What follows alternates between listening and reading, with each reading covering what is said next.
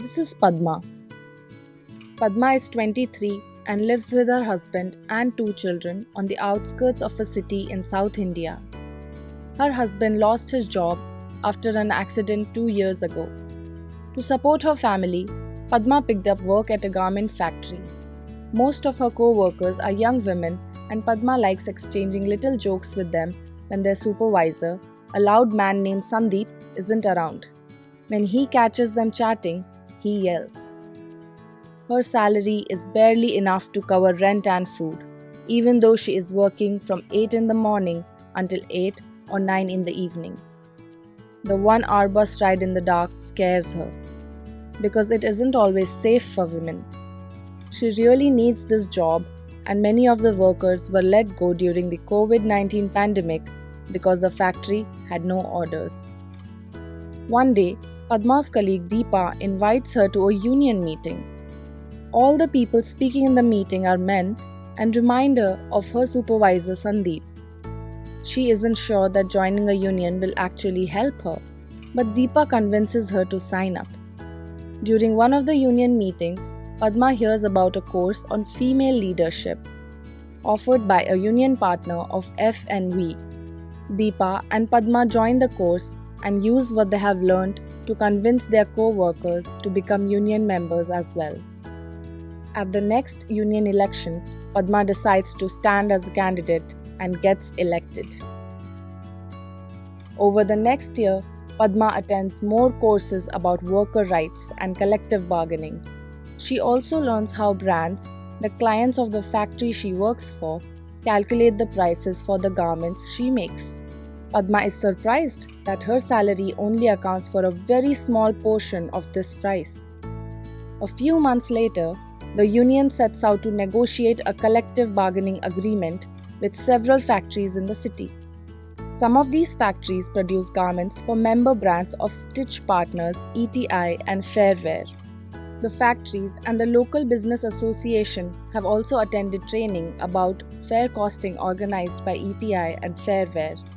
They invite some of their clients to join the negotiation. In the end, all factories involved agree to raise wages by 10% and brands agree to pay a higher price to cover this increase. This is a milestone for Padma and many of her co-workers.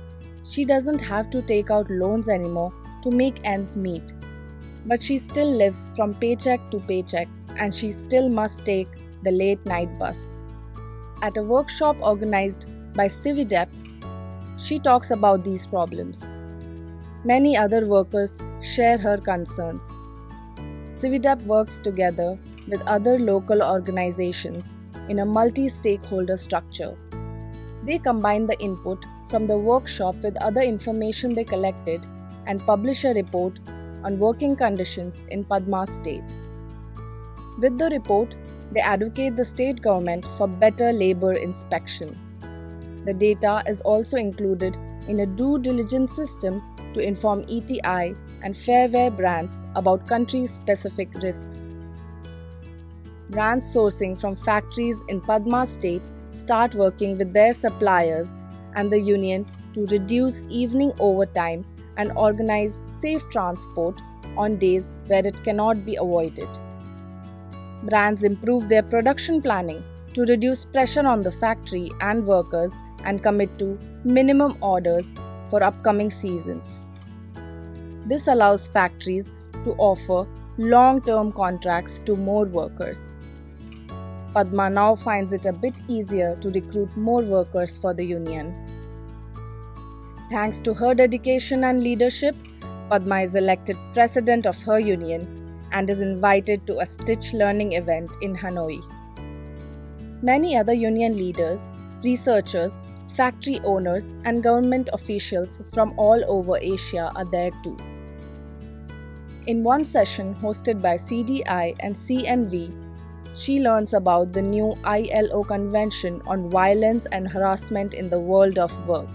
After the conference, she continues to connect with activists from all over the world that campaign for ratification.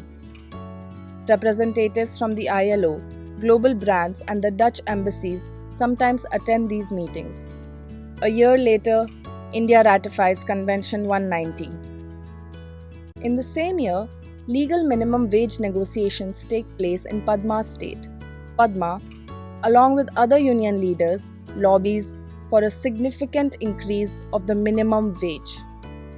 The stitch partners reach out to brands sourcing from this area. Not just ETI and fair wear brands, but also brands from other initiatives that want to improve working conditions. Stitch has worked on building these alliances for a long time. The support of investors and the recently passed European legislation on due diligence give them the push they need. The brands commit to include cost increases in their pricing and ask the government and business associations to listen to the union's demands. The negotiations end in a landmark increase. ETI and Fairwear hold their members to account. Most brands keep their promise, pay higher prices, and continue to source from Padma state. Unions in other states and neighboring countries are encouraged by this success and manage to negotiate higher wages the year after. Padma is proud that all her work has paid off.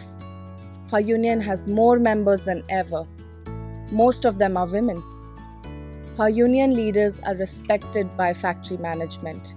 They work together to settle sexual harassment cases and train floor supervisors on non-violent communication. Workers earn more and send their children to better schools. No one has taken the night bus in a long time. Padma's story shows how Stitch envisions changing the garment industry. Our objective is that garment workers, most of whom are women, can unionize, feel free to speak out, and bargain for better working conditions so that they have access to safe, dignified, and properly paid employment.